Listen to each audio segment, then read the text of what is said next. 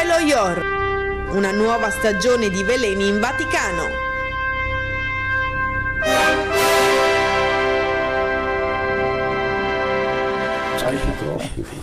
Allora, eccoci qua. Allora, durante la pubblicità si è fatto il nome di Marcinkus, che è stata una figura sicuramente importante, no? E anche molto discussa all'interno dell'Istituto per le opere di religione. Gottardo. Sì, lui era un gigante di origine, se non mi sbaglio, lituana, e quindi era simpatico a Papa Giovanni II per la sua dote di grande umanità, di forza. Era un gigante come tutti i giocatori di rugby lituani.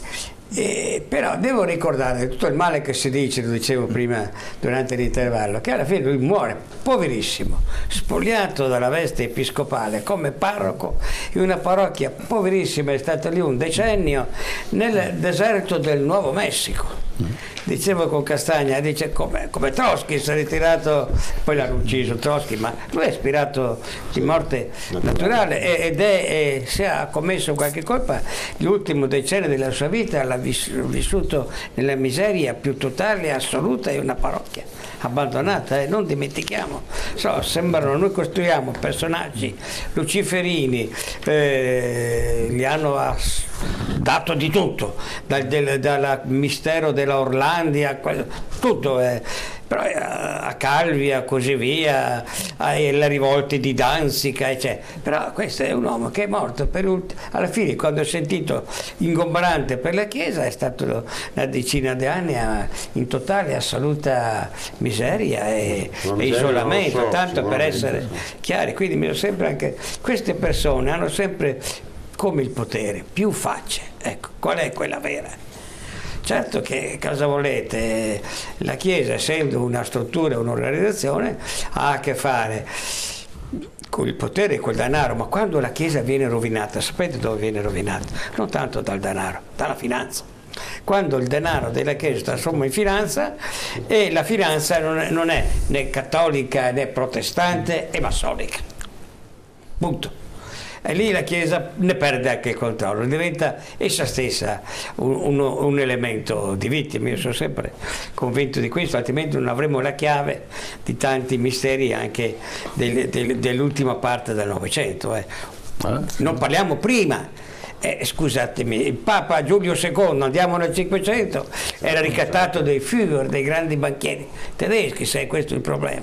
Il rapporto perverso con il potere, con i soldi, con la finanza c'è sempre stato.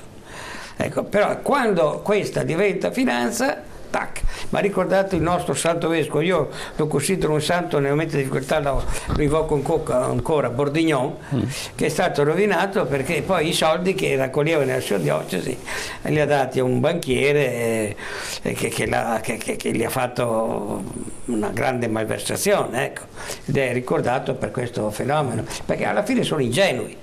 Ma è quando il denaro che hai viene trasformato in finanza, allora diventa sterco del diavolo e la Chiesa non lo controlla più, ne è vittima. No, Castagna. No, io non sono così drastico sulla finanza, adesso fa Gottardo, nel senso che c'è anche una finanza etica che può essere sviluppata, dipende. Certo, se le speculazioni finanziarie arrivano a acquistare una banca fa affari con un pezzo della malavita, cioè è totalmente diverso. Cioè la finanza di per sé non è un male, la finanza, è come viene utilizzata la finanza, perché c'è anche un aspetto etico della possibilità che la finanza venga utilizzata in maniera eticamente e moralmente ineccepibile.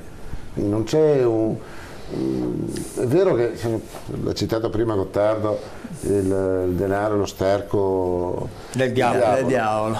Adesso io non ripeto, in teologia non è molto ricercato come fertilizzante, sì, per la verità. Però no, il denaro è uno strumento, il problema è come utilizzi questo strumento. E quello che è apparso dallo IOR, dalla ricostruzione, per quanto ne sappiamo, adesso non solo quelle cinematografiche ma anche proprio dati, e ripeto anche dalla tenacia con cui Bergoglio e prima si voleva intervenire, si percepisce che quella finanza era utilizzata in maniera non propria, secondo i dettati della Chiesa del Vaticano, ma anche secondo una morale. Sicuramente un utilizzo dello IOR diverso lo ha fatto Giovanni Paolo II. Adesso vediamo un pezzetto dei banchieri di Dio, appunto, che si occupa della questione di Roberto Calvi e appunto dello IOR. Vediamo. I miei fratelli si stanno svegliando dal lungo sonno in cui li aveva sprofondati il realismo di Alta con le sue ferree leggi. Ora hanno iniziato la lotta per strappare la Polonia a questo sonnambulismo. Io vorrei aiutarli, bisogna aiutarli per battere l'offensiva secolare, capitalista o marxista che sia. Marxista, Santità, se me lo consente. C'è una sola ragione perché Calvi è qui, contribuire a questa lotta. Le dittature di destra passano, le dittature di sinistra restano, per questo vanno combattute. Veramente le dittature di Franco e Salazar ci hanno messo un bel po' a passare, 40 anni. E quella di Pinochet, se non lo fanno fuori, voglio proprio vedere quando passa. Tu non lo sai, ma il boss ha un senso un po' diverso del tempo. Non dobbiamo dimenticare che lui è cresciuto in un paese socialista. E lì, si sa, il tempo passa molto lentamente. Troverò un canale a New York e da lì faremo avere un po' di soldi anche a questi. E dovrebbero combattere i russi con qualche spicciolo. Se devo essere sincero, questi di Solidarnosc non mi stanno neanche simpatici. Non dimenticare mai il ruolo che hanno in questo gioco. E va bene, va bene. Anche questi avranno i soldi necessari. Allora, ecco qua, allora, in questo spezzone del film ovviamente la richiesta del Papa è di intervenire a sostegno di Solidarnosc e alla fine Calvi, anche se non troppo convinto, dice vabbè, allora avranno i loro soldi. Professor Casen. Ma sicuramente c'era un collegamento, erano banche legate al Vaticano e Marcinkus era mediatore con i paesi dell'est e andava a rifornire Solidarnosc, se no Solidarnosc non aveva capacità proprie e possibilità di fare quello che ha fatto e quindi determinare il crollo di un sistema che era sicuramente al limite della sopravvivenza. Ma c'è un detto che non ho detto un santo, pecunia non olet, l'ha detto Vespasiano, quindi il denaro non porta mai il profumo da cui proviene, l'odore da cui proviene, per cui si fa presto poi a riciclarlo. Certamente la Banca Vaticana è stata una banca ed è tuttora una banca priva di un controllo normale, come sono i controlli normali di tutte le banche, quindi a livello nazionale ma a livello internazionale, eccetera. Quando e quindi, il controllo c'è, perché abbiamo visto che Veneto Banca... Sì, nonostante che i controlli che ci sono, ma non ci sono neanche quelli, sì, certo. Veneto Banca o la Popolare di Vicenza hanno comunque fottuto un sacco di italiani in maniera assurda, perché non se lo meritavano, e mi pare che non è successo niente. Perlomeno nel Vaticano c'è un certo movimento, no? Quindi c'è un Papa Bergoglio che dice voglio il controllo di quella banca, voglio che quella banca funziona come dovrebbe funzionare una buona banca, non come una banca, perché le banche non si sa mai come funzionano. Una buona banca perché noi siamo un istituto che ha una morale, un'etica, e questo naturalmente si scontra con una tradizione millenaria dove il Papa ha un certo potere, ma soprattutto c'è tutta una connessione interna del mondo vaticano che invece gestisce le cose in un'altra maniera. Ma non è la prima volta che succede. Parliamo di Bonifacio VIII, il quale naturalmente era particolarmente legato al denaro, così come i suoi predecessori. Il suo predecessore è Celestino V. Celestino V, per carità, è santo, quindi non si può parlare male, ma vuotò le casse vaticane, proprio, tant'è che Bonifacio VIII quando tornò, cioè fu eletto, non tornò, ma era segretario di Celestino V e quindi fu eletto Papa successivamente, come era Benedetto Caetani. ci mise 3 anni per raccogliere tutti i denari e soprattutto le terre, i beni della Chiesa che Celestino V aveva distribuito a man bassa un po' a tutti. Celestino V poi, comprendendo la problematica e i danni che aveva creato, cercò di scappare, fu preso da Bonifacio VIII e lì ci fu la grande diatriba se Bonifacio VIII era Papa, essendo presente vivo ancora oggi il Celestino V. Però la storia si ripete, mi pare. Abbiamo anche oggi 2 papi, di cui uno viene messo in crisi per questioni di denaro, no? E l'altro si è ritirato, ma secondo la teologia dell'epoca il secondo Papa non ha l'autorità, perché non ci possono essere 2 Cristi in terra, 2 rappresentanti di Cristo in terra come sono invece i papi. Attualmente. Gottardo. Sì, no, ascolto sempre con piacere il professor Casai, ma qui ci sono delle caratteristiche della nostra contemporaneità. Dove sta la differenza aggiuntiva di questo Papa? Che lui, primo, intanto non vuole farsi prigioniero in Vaticano, non va dentro l'appartamento pontificio, pensa che questa sia una gabbia, una prigione, che lo taglia fuori, rifiuta di farsi prigioniero. Non ha tutti i torti. E quando si affaccia alla finestra fa un percorso di un paio di chilometri, perché lui abita in una specie di pensionato dove vanno i vescovi, i cardinali in visita in Vaticano alla casetta di Santa Marta, e sono un paio di chilometri in sostanza che va a fare tutta una roba per affacciarsi a quella che era l'ex, perché vuole starne fuori. In che se, però vuole capire, dice: voglio capire tutto, voglio sapere, no, non gioco con lo sterco del diavolo. Ecco. E qui si mette nei guai, e qui comincia a mettersi nei guai, perché gli altri papi, sì, in qualche misura volevano, si raccomandavano la trasparenza, come si suol dire, ma insomma con una certa ipocrisia, nel senso che la libertà papale era totale fino a riconoscergli la infallibilità per decreto. Però dice: tu fai il Papa, fai i discorsi, fai le encicliche, ad amministrare ci pensiamo noi. I papi non mettevano mai mano, mai dito su questo.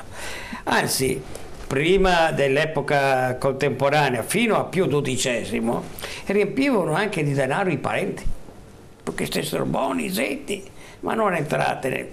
Questo invece comincia a dire: no, noi siamo un mondo del tutto particolare, a me non mi fate prigioniero in questo mondo qui, questa è l'ultima corte che si è conservata nella vecchia epoca, io non vi voglio voi tutti sotto la manica di cortigiani, non lo dice, cortigiani lo dice, ma non dice, io aggiungo ruffiani, questa parola lui non la usa, e se ne tiene distante e vuole anche il controllo della finanza. È qui che comincia la grande crisi. È qui che comincia la grande crisi. Vuole sapere come vengono gestite le interconnessioni, perché dice: no, qui io voglio vederci il chiaro. ruolo mio e il ruolo delle chiese mi comporta che io qui devo mettere dei paletti e non mi lascio. E qui cominciano i guai del Papa. Certo. Castagna, è no, così? Rivedendo, torniamo al discorso, perché il problema, il nocciolo della questione, torniamo a quello che si diceva in apertura, no? Che c'è questo... Che cos'è che sta succedendo secondo lei? È una guerra? Sono 2 papi diversi, ma Wojtyla e Bergoglio. È indubbio che quanto è accaduto in Polonia è quello che ha sgretolato l'impero sovietico, nel senso che è partito lì dagli scioperi dei lavoratori di Danzig, da Lech Walesa, e quindi lì partì il tutto. Ci fu un finanziamento della Chiesa, adesso non abbiamo le prove, ma molto probabilmente su questa riproduzione cinematografica, ma molto probabilmente sì, per i legami naturali che esisteva tra un papa polacco e la propria gente.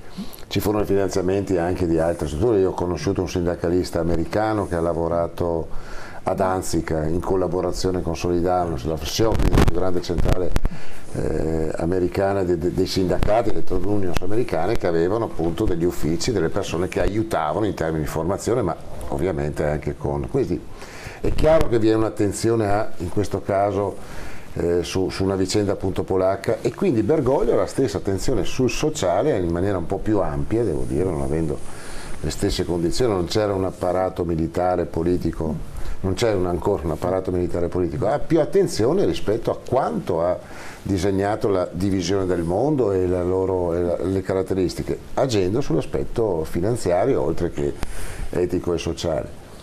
Mi pare che la ricostruzione che prima ha dato Gottardo sia determinante, cioè è chiaro che vi è un nesso molto forte tra quanto è una potenza in termini religiosi come la Chiesa e anche l'esercizio del denaro. Io penso che il processo di rinnovamento che Francesco Bergoglio sta mandando avanti tenda a considerare che l'utilizzo del denaro ovviamente è ovvio, va utilizzato in una maniera che possa essere molto più etica e molto più trasparente che nel passato. Certo, sentiamo un altro breve pezzo del film I banchieri di Dio. C'è una lettera, i tuoi nemici sanno anche scrivere, eh? Leggi se non ti dispiace, dove si parla delle panamensi, le società ombra. Santità, le società ombra sono contenitori dei traffici economici più sporchi.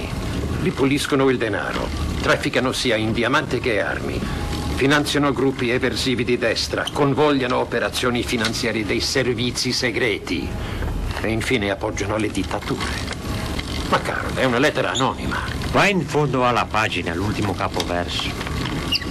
Come Milo Ior, nelle diverse lettere che Marcinkus ha recentemente rilasciato a Calvi, si dichiara apertamente il patrocinatore delle società ombra, nelle quali risultano essere state parcheggiate le azioni di maggioranza dell'Ambrosiano. Ecco, auguriamoci che una copia di questa lettera non arrivi ai cardinali. Vorrei vedere la faccia di Casaroli. Ah beh, io te li raccomando i cardinali. Come se non lo sapessero che senza soldi non si fa niente, nemmeno la carità. Sì, certo. Non siamo noi a dettare le leggi che accrescono il denaro. Però vedi, non per questo dobbiamo applicarle tutte. Sì. Ecco, raccontami, dimmi un po' delle lettere di garanzia a Calvi. Non hanno alcun valore giuridico, considerale soltanto un atto di amicizia verso Calvi. Vuoi prendere un tè con me? Sì. E Calvi? Quell'uomo è un mistero. Paul, i cardinali dell'Opus Dei mi hanno chiesto la tua testa.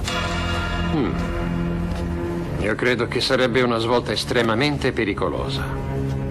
Questi dell'Opus Dei sono troppo reazionari. Sai, non voglio dire che i tuoi buoni rapporti con Reagan si metterebbero a rischio, ma ne andrebbe di mezzo la tua stessa immagine. Sì, però certi nodi vanno tagliati. Latte o limone? Limone. Allora, eccoci qua rientrati in studio.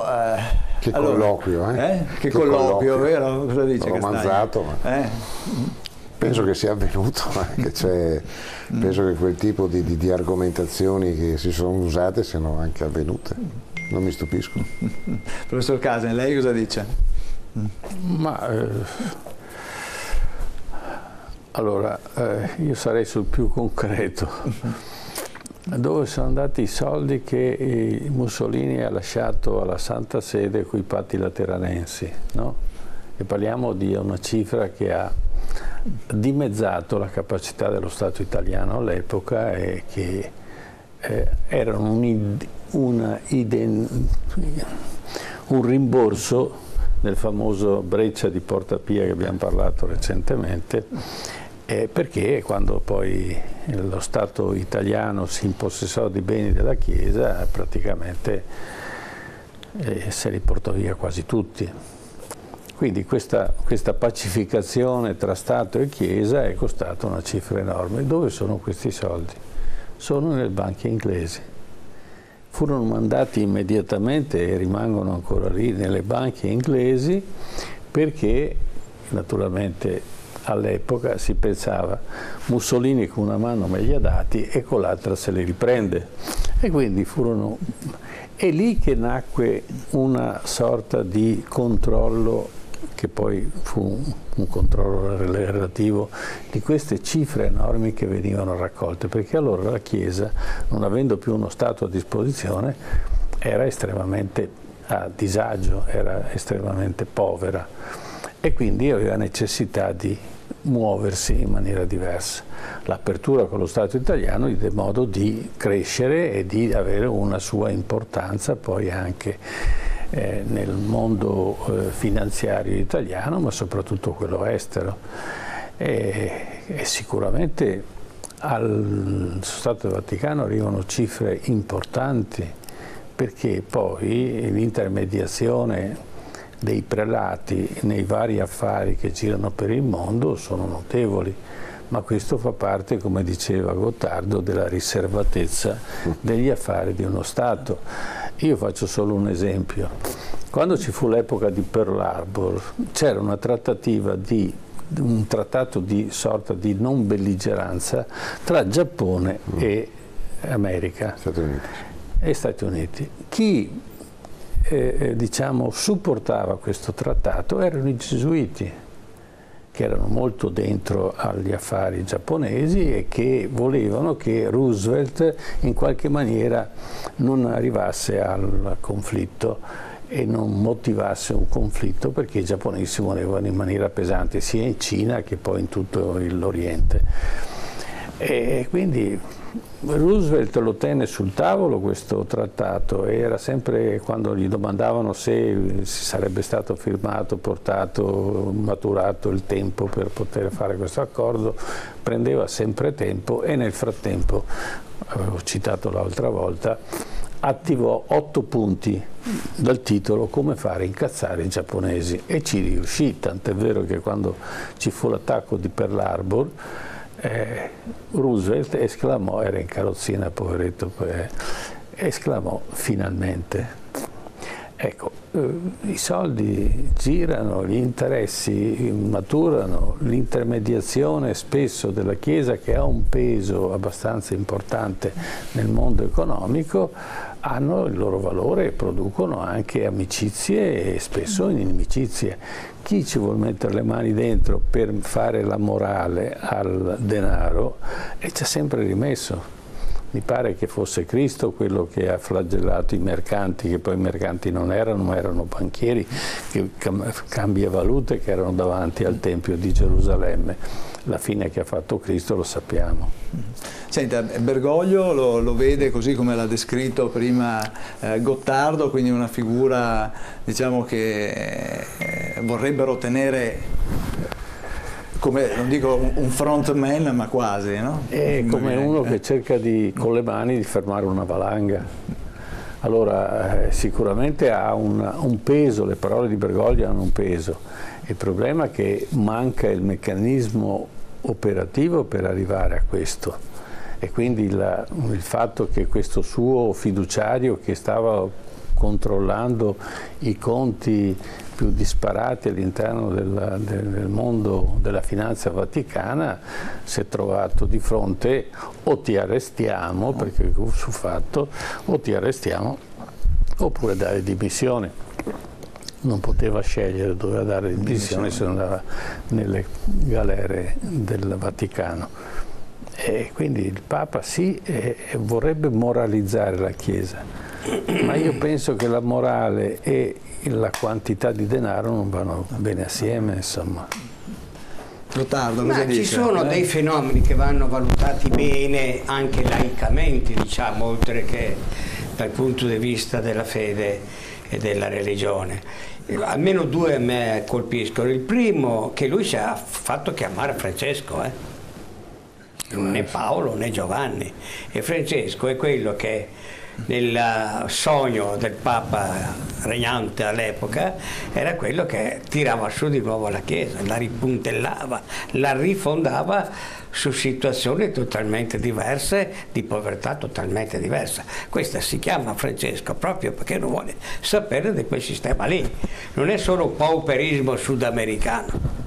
è una scelta pauperistica precisa che intende rompere, dico intende, no, rompe, dopo... Ce la farà? E allora vado alla seconda valutazione, a proposito, domanda perfettamente pertinente. Ce la farà? No, non si sa, ma come si fa a rompere? Intanto rompere un assetto europeo centrico della curia. Lui nomina tutti i cardinali, prevalentemente il collegio che nominerà il nuovo Papa dopo di lui è un collegio fortemente internazionalizzato.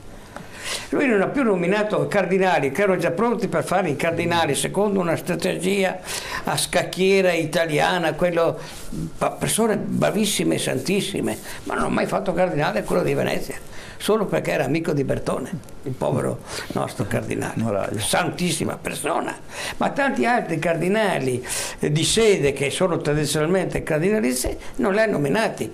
Anche l'ultimo presidente se ne frega delle regole, ha compiuto i 75 anni, dovrebbe essere in pensione, ma che lo fa presidente della conferenza episcopale italiana, era vescovo di una piccola diocesi periferica, non c'entrava niente con le gerarchie tradizionali, quindi lui sta precostituendo un collegio elettorale dopo di lui che difficilmente continuerà a essere eurocentrico.